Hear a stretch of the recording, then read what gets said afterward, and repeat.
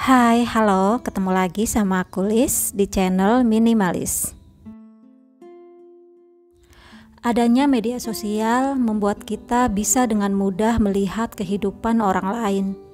Setiap hari kita disuguhi gambar dan berita tentang betapa indahnya hidup orang lain. Semua ini bikin kita jadi gampang merasa tertinggal. Kenapa ya, dia udah bisa mendapatkan ini dan itu sementara kita enggak? Kenapa ya, dia punya anak yang berprestasi, sementara menurut kita anak kita biasa-biasa aja? Kenapa ya, di umur yang sama dia udah punya banyak pencapaian, sementara kita ngerasa hidup kita ya gini-gini aja? Kita terus merasa kalah dan tertinggal dari orang lain, padahal kita tahu hidup bukanlah sebuah perlombaan. Setiap orang punya medan kehidupan yang berbeda. Kita memiliki jalan hidup dengan cerita, ujian, dan cobaan yang berbeda-beda. Segala hal yang terjadi dalam hidup kita belum tentu terjadi juga dalam hidup orang lain. Begitu juga sebaliknya. Kita punya kesulitan dan kesedihan kita masing-masing. Bahagiamu belum tentu sama dengan orang lain. Bagaimana kita mau saling berlomba jika masing-masing dari kita punya cerita hidup yang berbeda? Kita semua memiliki titik start dan timeline yang berbeda-beda dalam hidup. Ada yang terlahir di keluarga yang utuh dan bahagia, tapi ada juga yang terlahir di keluarga yang menimbulkan begitu banyak trauma.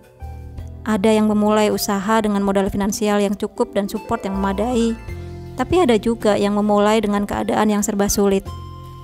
Ada yang sejak kecil sudah mendapatkan pendidikan yang baik, tapi banyak juga yang harus tertatih untuk sekedar bisa belajar. Masing-masing dari kita punya titik awal yang beda-beda. Apakah ini berarti hidup itu nggak adil? Ya, memang seperti itulah hidup. Setiap orang juga punya timeline-nya masing-masing. Ada yang sudah punya karir membanggakan di umur 25, tapi ada juga yang bahkan masih belum selesai menempuh pendidikan di usia yang sama. Ada yang menikah di umur 20, tapi ada juga yang bahkan masih berjuang menyembuhkan hati di usia 30. It's okay. Hidup kita gak harus sama dengan orang lain, karena kita punya waktu kita sendiri.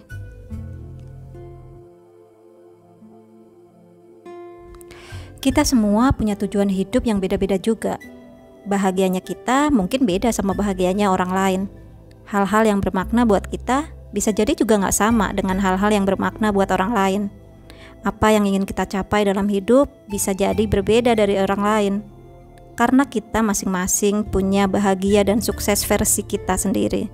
Dan memang gak harus sama dengan orang lain. Bagaimana kita mau berlomba kalau kita aja punya tujuan yang beda-beda? Terus-terusan berkompetisi justru bikin kita gak bisa menikmati hidup. Kita terus-terusan dikejar rasa ingin mengalahkan orang lain. Setiap hari kita mencemaskan siapa yang menang dan siapa yang kalah. Sekalipun kita merasa menang dari orang lain, kepuasan yang kita rasakan itu gak akan abadi. Kompetisi dalam taraf tertentu penting buat kita supaya kita bisa termotivasi untuk jadi lebih baik. Tapi, kalaupun kita ingin berlomba, orang yang sebaiknya kita kalahkan itu ialah diri kita sendiri. Cukuplah kita menjadi lebih baik dari diri kita yang kemarin. Pada akhirnya, kehidupan bukanlah tentang menang dan kalah. Tidak seorang pun yang mendekati tutup usia sempat memikirkan apakah kita seorang pemenang atau kita seorang pecundang.